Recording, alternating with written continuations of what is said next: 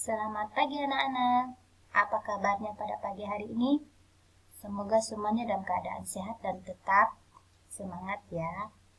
Beberapa hari yang lalu kita telah liburan untuk memperingati Hari Paskah. Nah, semoga anak-anak pada pagi hari ini semangatnya semakin kuat ya, ceria, rajin belajar, dan rajin mengerjakan tugas-tugas yang diberikan oleh Bapak dan Ibu guru. Seperti biasa, sebelum kita memulai pembelajaran pada pagi hari ini, terlebih dahulu kita berdoa. Demi nama Bapa, Putra, dan Roh Kudus. Amin. Bapa kami yang ada di surga, dimuliakanlah namamu. Datanglah kerajaanmu, jadilah kehendakmu di atas bumi seperti di dalam surga. Berilah kami rezeki pada hari ini, dan ampunilah kesalahan kami, seperti kami pun mengampuni yang bersalah kepada kami. Dan janganlah masukkan kami ke dalam pencobaan, tetapi bebaskanlah kami dari yang jahat. Amin. Demi nama Bapa, Putra, dan Roh Kudus. Amin. Oke, pada pagi hari ini kita mempelajari tema 7 tentang kebersamaan, subtema 4. Kebersamaan di tempat wisata, pembelajaran yang ke-1, yaitu pelajaran bahasa Indonesia, matematika, dan seni budaya prakarya. Kita pelajari sama-sama. Yang pertama adalah pelajaran bahasa Indonesia dengan materinya isi dongeng. Dongeng berisi khayal. Tiap dongeng terdapat peristiwa. Peristiwa dalam dongeng berisi amanat. Amanat dapat diketahui dengan memahami isi dongeng. Memahami isi dongeng dilakukan dengan membaca atau mendengarkan. Kita harus membaca dan mendengarkan dengan seksama. Nah, dongeng ini seperti yang kita ketahui bahwa cerita khayalan, cerita yang menurut imajinasi kita. Nah, dalam setiap dongeng itu terdapat peristiwa. Peristiwanya macam-macam ya, tentang peristiwa persahabatan, tentang alam, tentang apa lagi? Nah, tentang saling mengasihi antara makhluk hidup. Peristiwa dalam dongeng berisi amanat. Amanat ini adalah pesan yang ingin disampaikan oleh si pembuat dongeng tersebut kepada para pembacanya. Pesannya apa saja? Nah, seperti yang kita lihat ya, amanat itu dapat kita ketahui setelah kita membaca isi dongengnya dengan benar-benar. Kita baca dongeng dari awal sampai akhir. Nah, saat kita membaca itu kita perlu ketelitian ya, memahami kalimatnya. Nah, dari situ kita bisa mendapatkan amanat dari cerita dongeng tersebut. Pesannya apa sih yang mau disampaikan? Contohnya, pesan persahabatan antara kura-kura dan kelinci. Contohnya ya, pesannya tentang persahabatan. Nah, itu pesannya ya. Yang kedua, menghargai perbedaan dan karakter masing-masing orang lain. Itu contoh pesan dalam dongeng. Pesan atau amanat ya. Nah, tentu tadi pesan itu yang ingin disampaikan oleh si pendongeng atau si pembuat cerita. Oke. Lalu sekarang pelajaran matematika menyatakan pecahan dari gambar. Anak-anak bisa perhatikan ada 3 gambar di sini ya, 3 gambar lingkaran.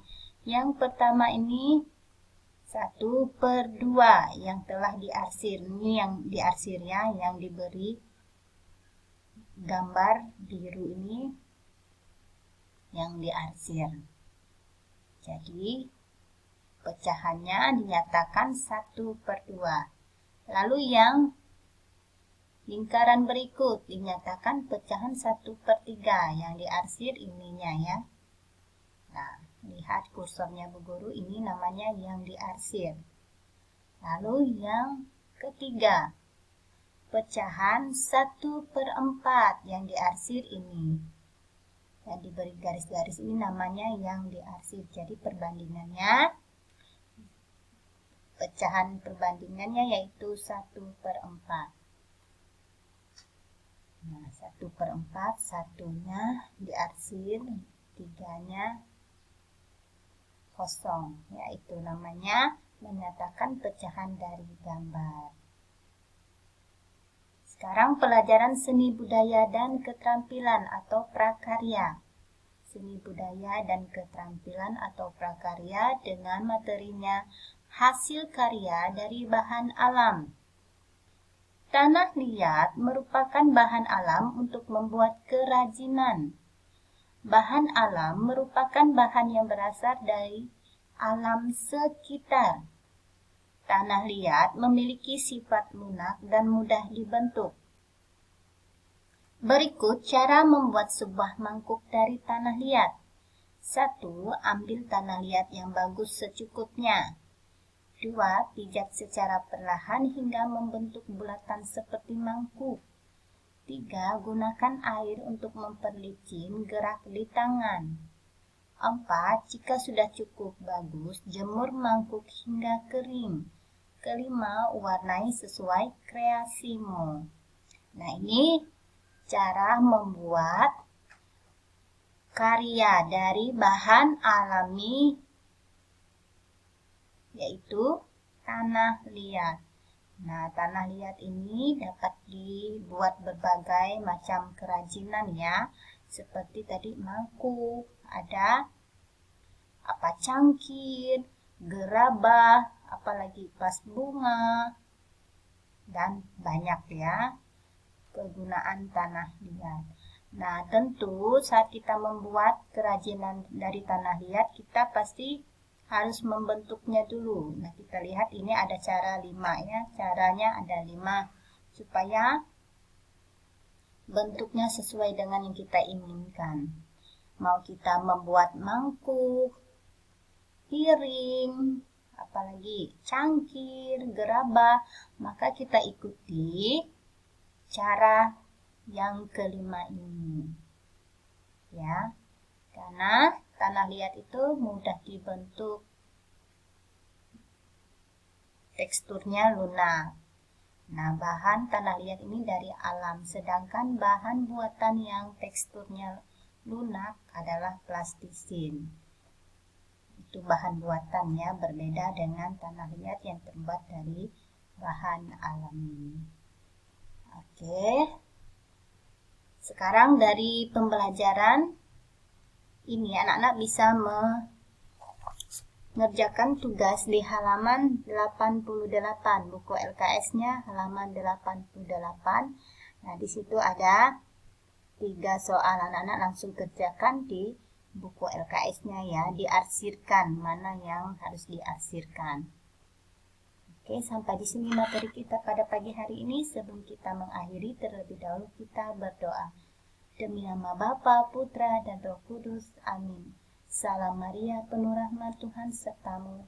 Terpujilah engkau di antara wanita, dan terpujilah buah tubuhmu, Yesus. Santa Maria, Bunda Allah, doakanlah kami yang berdosa ini, sekarang dan waktu kami mati. Amin. Selamat pagi dan Tuhan memberkati.